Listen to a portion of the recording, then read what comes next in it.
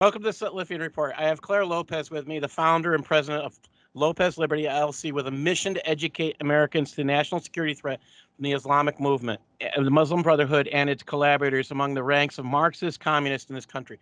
She is also a former career operations officer with the CIA and a senior analyst for Avena Associates, a strategic operations communications firm. From 2014 to 2020, Lopez served as vice president for the research analysis of the Center for Security Policy. She's been a senior fellow at the London Center for Policy Research and a member of the board of advisors for the Canadian Mackenzie Institute. In 2016, she was named to Senator Ted Cruz's presidential campaign National Security Advisory Team.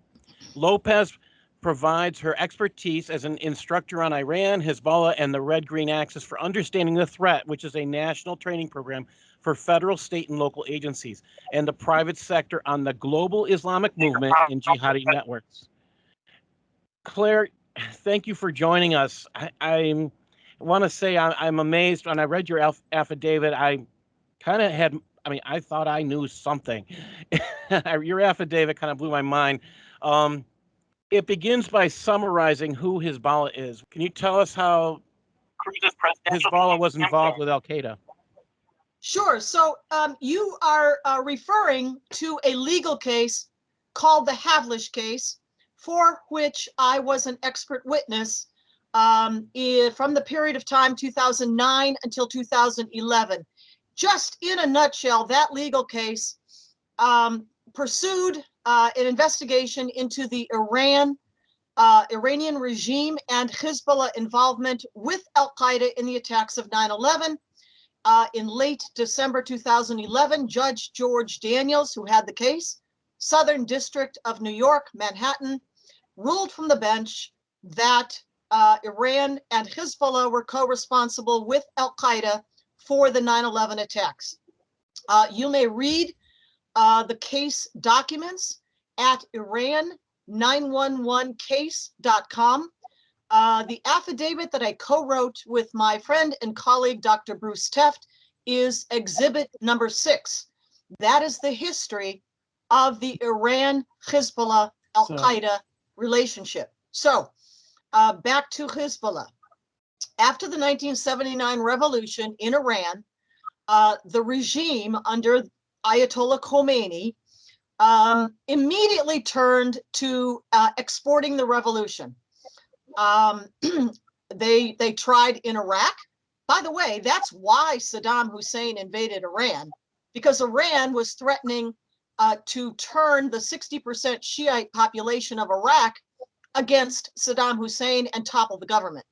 That's why Saddam Hussein invaded Iran in 1980. But let's go back to Hezbollah.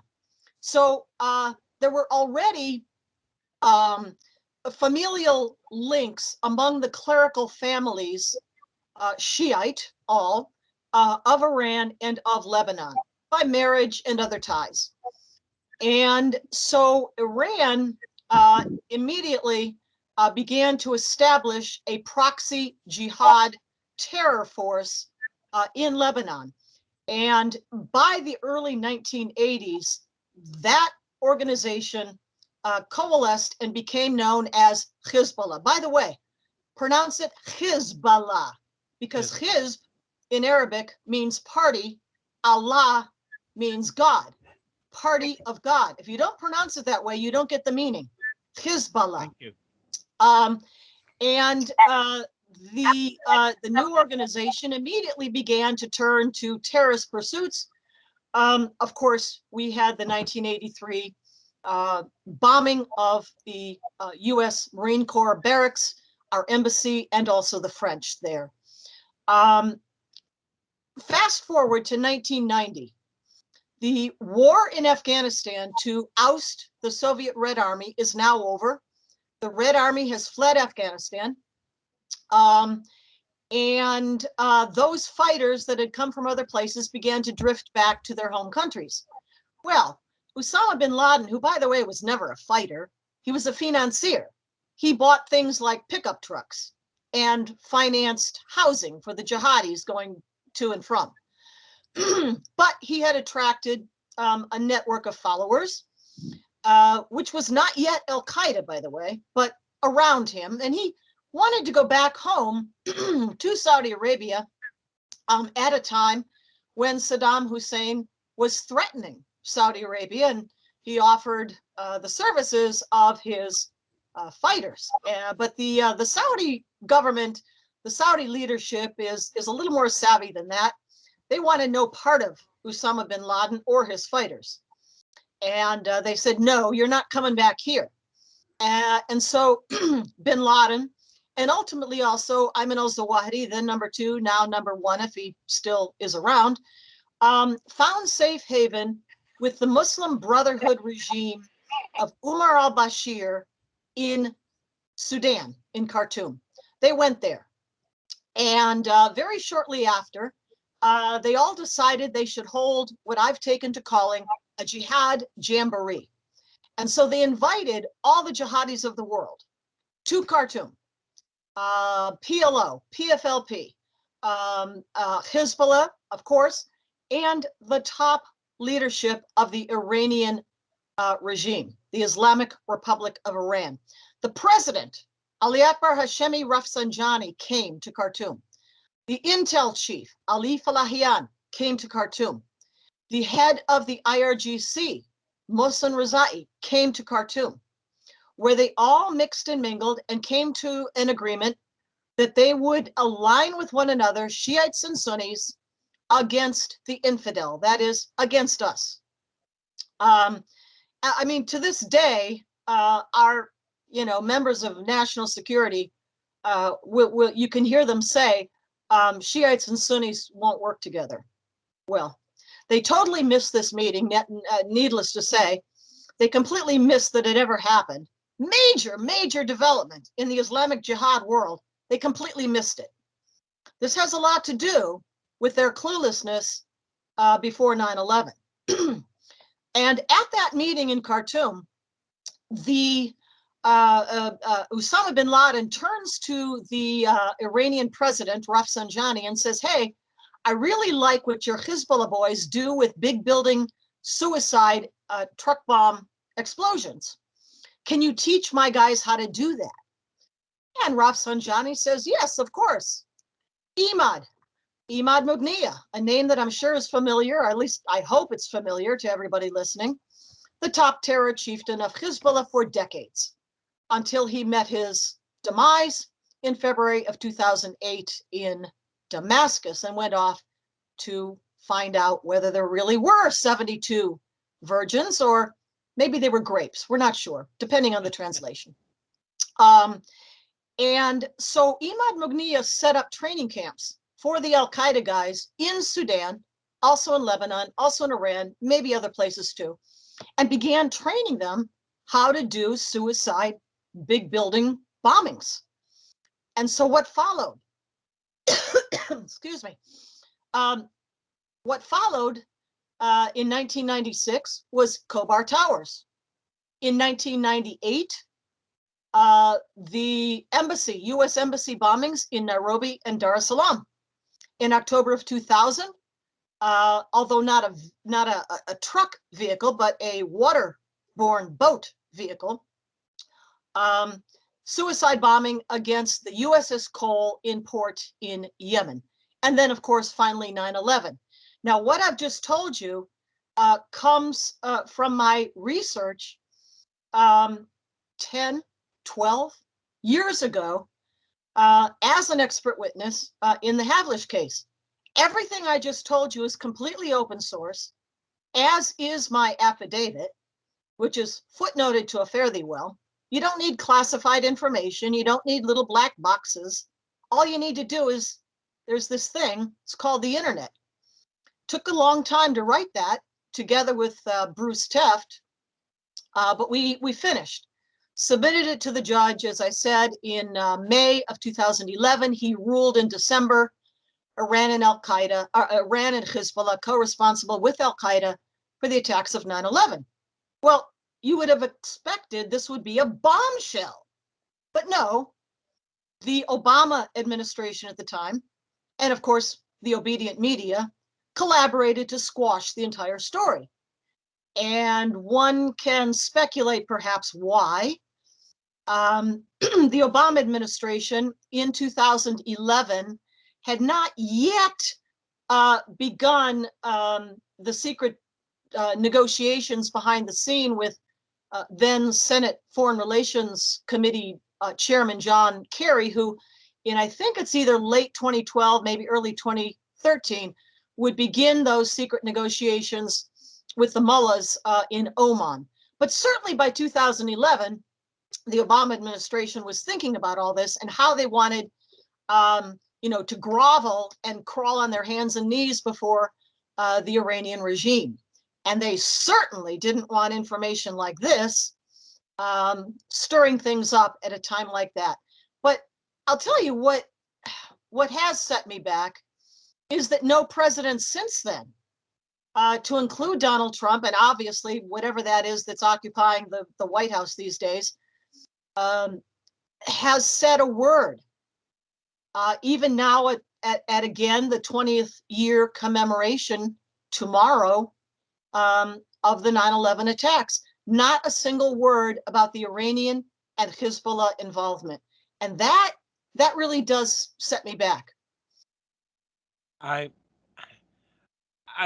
really, I had always thought that would be Iran might be involved in some way. And I'm kind of mind blown of the amount of information that was in that. It's not a long affidavit. It's 140 pages. Something, It's yeah. not long to read.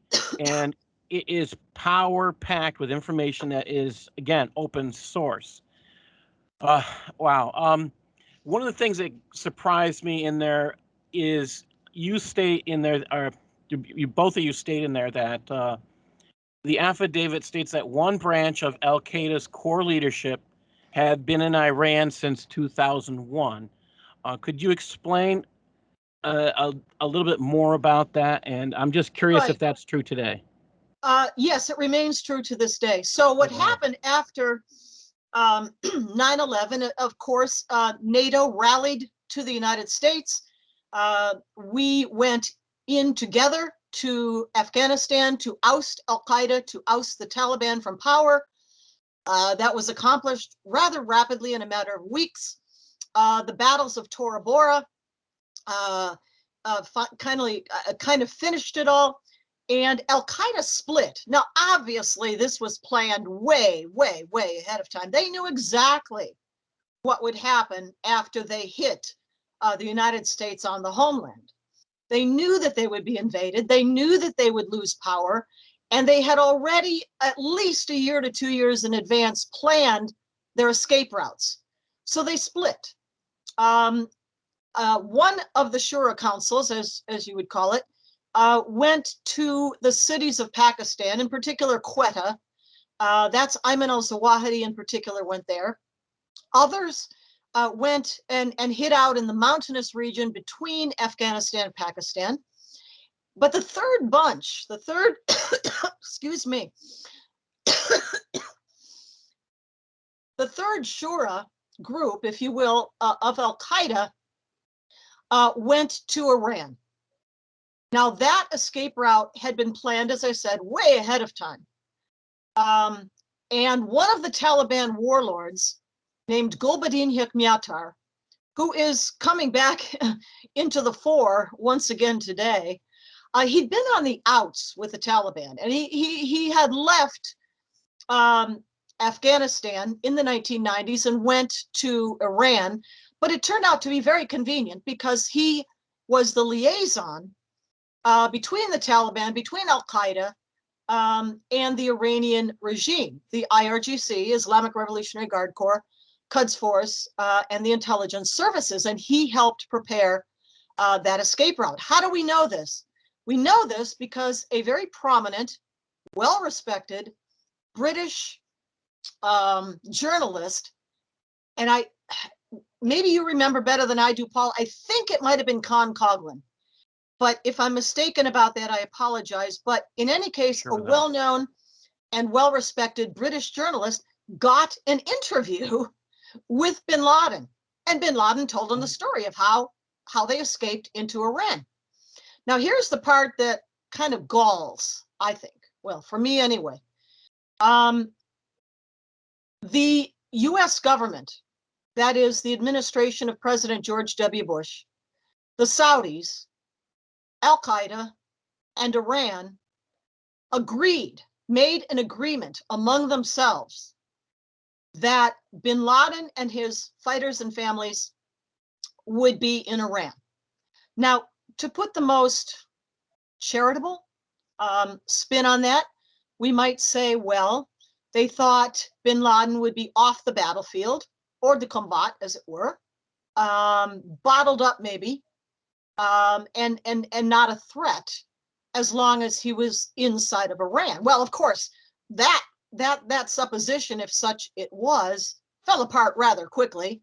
Jerba, Tunisia come to mind. The train bombing in Madrid come to mind.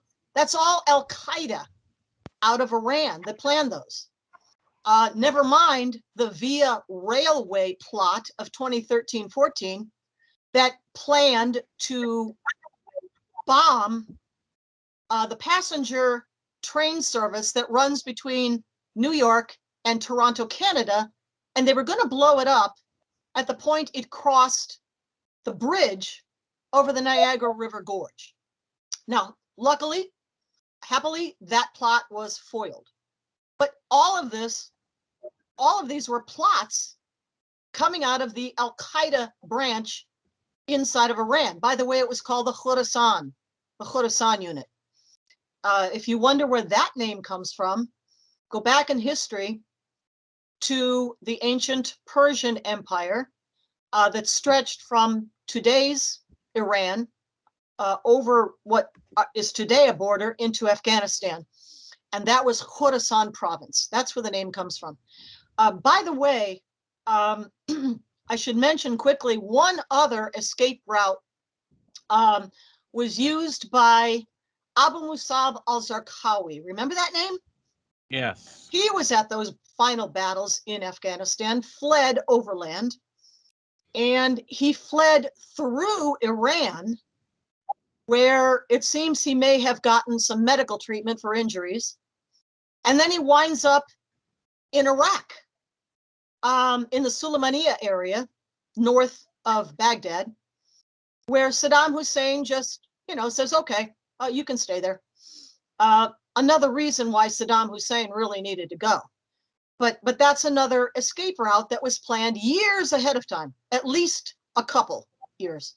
So this is the story. This is the story of post 9/11 and how bin Laden and his family and fighters were inside of Iran late 2001 until about mid-2010, when they decamped and went to Abbottabad in Pakistan. And 1 year later, of course, U.S. Special Operations Forces took care of them. But a remnant of that Al-Qaeda unit still remains in Iran. I believe, not positive, but believe Saif al-Adil, the military commander, remains inside of Iran. Perhaps he's left by now, but he was there for a long time, even after bin Laden left. So this is the collaboration that you've got between Al-Qaeda and Iran. It's shocking. It is incredibly shocking. One of the other things that you went into great detail on is how Iran provided support for Al-Qaeda. And as I read this, I initially had thought it would be primarily financial assistance, but you're also talking about providing a safe haven, which I must have missed because maybe I was reading faster than I should have. But the other thing that you mentioned in there is travel assistance for the 9/11 hijackers. So if you could clarify some of that, please. Right. So in late 2000 and into early 2001, Imad Mughniya, our Hezbollah terror chief, traveled to Saudi Arabia and went village to village down the Red Sea coast to recruit the 15 out of the 19 hijackers who eventually were Saudi. Now, that didn't happen without orders from Tehran, and also did not happen without at least acquiescence, if not collaborative coordination with the Saudi regime of the time. He recruited them, and then he escorted them on flights around the Middle East as they went about briefing and training Iran, Beirut, Afghanistan, and then oversaw their initial training inside of Iran. The Iranian intelligence services acquired jet plane passengers, 737, 757 plane simulators. They bought them out in East Asia, I think it was Malaysia, brought them back to Iran, and that is how the Saudi hijackers began their training inside of Iran. But back to Hezbollah, it was Imad Mughniya overseeing all of that training and escorting them when they needed to travel elsewhere. One quick note last on this subject. When those Saudis they had brand new Saudi passports, by the way. I'm so sorry. Crossed Iranian borders, there was obviously an agreement reached, and this is another affidavit in the set written by Janice Kephart, another of our expert witnesses. There was some kind of an agreement reached between the governments of Iran and Saudi Arabia about some kind of mark. And to this day, we don't know what that mark was. It remains classified, but some kind of a mark inside those passports that alerted the border guards, who were instructed not to stamp their passports for travel inside of Iran, which is how those hijackers, the 15, could eventually go back to Saudi Arabia and get visas at whichever U.S. consulate it was in a clean passport. Now, personally, I think all kinds of red flags ought to have gone up when these guys appeared before the window, you know, stamps or no stamps, but that's me. I have to say I agree with you. I was rereading the 9/11 Commission report, and yes, it's not like flags didn't pop up. We didn't have any concept of what dangers they could present, I think. I wanted to comment on one more thing here. On page 40, let me get this back here. There was a quote I wanted to read from your affidavit. It says on page 40, it was paragraph 102. It said, at nearly the last minute before publication, in the 9/11 Commission report in July of 2004, Commission staff member Lori Fenner discovered file cabinets full of thousands of hard copy documents at the Fort Meade headquarters of the National Security Agency, NSA. Fenner and fellow Commission staff member and CIA veteran Lloyd Salvetti reviewed them and found extensive files that referred to the relationship between Al-Qaeda and Iran, and between Osama bin Laden and the Iranian-backed terror group Hezbollah. I'm saying it correctly this time? I hope. Sounds good.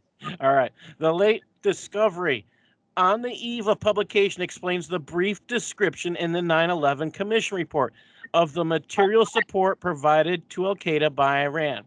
The Commission acknowledges the need for continued investigation by stating, we, the commissioners, believe this topic, Iranian involvement in 9/11, requires further investigation by the United States government, which follows with this. That was said on page 241 of the 9/11 Commission report. And following that up, the affidavit states, no such investigation has ever been undertaken by any branch of the U.S. government in the 5.5 years since. Now, that was, I mean, we're talking about it when that affidavit was written and that commission report was done in 2004. Has anything been done to date? Well, no, of course not.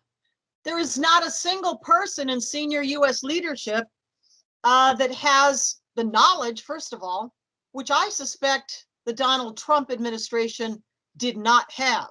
I suspect they simply were not told, did not know. But the others, previous to him, knew. They didn't want anything to do with holding Iran and Hezbollah to account for the attacks of 9/11. Why? Because they were too busy crawling on hands and knees and begging the mullahs, pretty please, won't you please, please, please talk to us so that we can come to a nuclear deal, which means nothing. And we know you're making, we know that you're already building warheads anyway, but we're gonna just ignore that part, so we can have a nice little piece of paper here that nobody ever signed, by the way. Neither the U.S. government, the Iranian government, or any of the other parties of the P5+1, that means the permanent 5 members of the UN Security Council, nobody signed this thing. Oh, +1 is Germany. Nobody ever signed it, but they were intent upon getting that agreement. They didn't care that it was false. They didn't care that it meant nothing. They didn't care.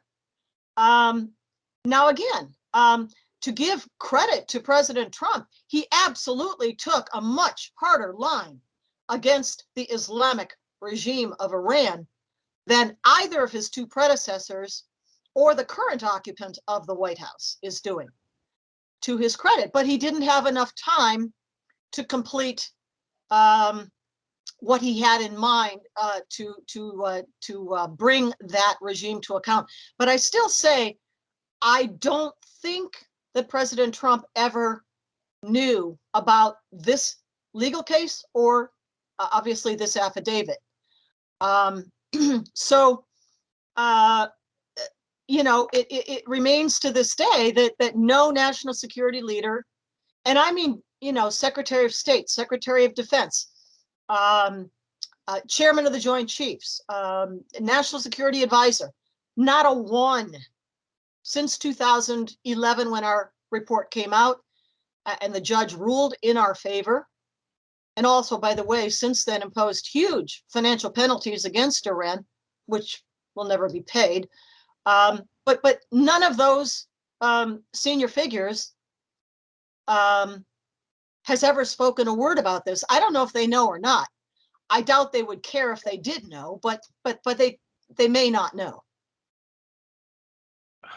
That in itself is scary when I think about it. To say that the worst terror attacks on American soil, that those who are in charge of national security are ignorant of the actors. And that's one of the statements I made during my show yesterday was, have we learned anything? And pardon me, I think that there are those of us who have, and those who remain in government. Are they? My understanding, when I was studying intelligence analysis as a graduate student, and I was learning the reason why we don't investigate the Islamic connection is George Bush's statement that Islam is not our enemy, and that was a forbidden element now for the intelligence analysis to look in that. Is that still going on? Oh, absolutely. It's still going on, worse than ever. It wasn't just President George W. Bush, but going back certainly to the Clinton administration of the administrations, plural, of the 1990s, the Muslim Brotherhood massively infiltrated the United States government. Now, anybody who knew anything about the Muslim Brotherhood, John Guandolo, Robert Spencer, Steve Coughlin, Bill Warner, Bill Gothrop, trainers of U.S. government analysts and others, briefers of senior Pentagon officials. Wow. Their knowledge, their information about the Brotherhood, about all of this, got them fired, essentially. Nobody wanted to talk about this.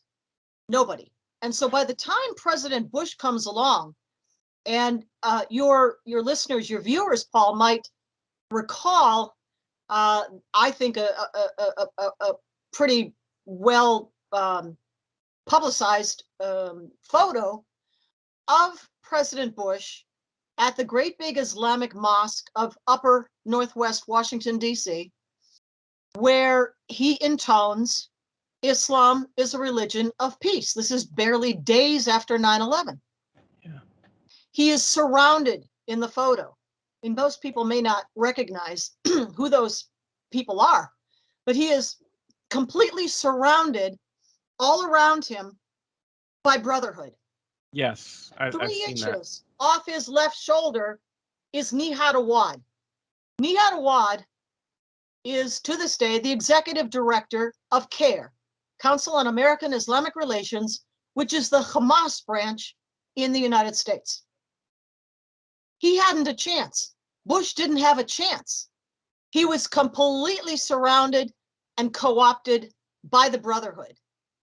No information that I've shared with you today would ever have been allowed to reach the Oval Office of George W. Bush.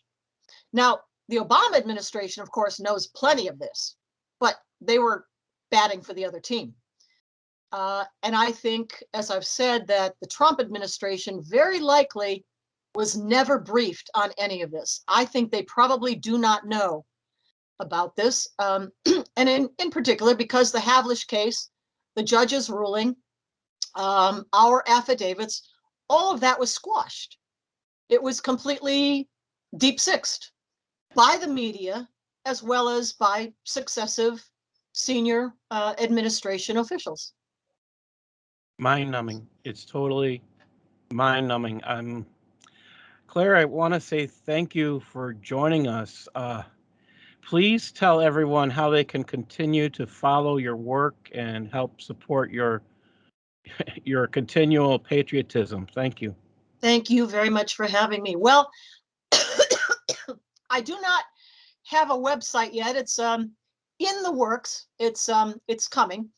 But for the moment, you may find videos like this one, my writing, at places like the United West, Citizens Commission on National Security, which is the successor group to Citizens Commission on Benghazi, the David Horowitz Freedom Center, and writing at Front Page Magazine, also videos with Jamie Glazoff at the Glazoff Gang.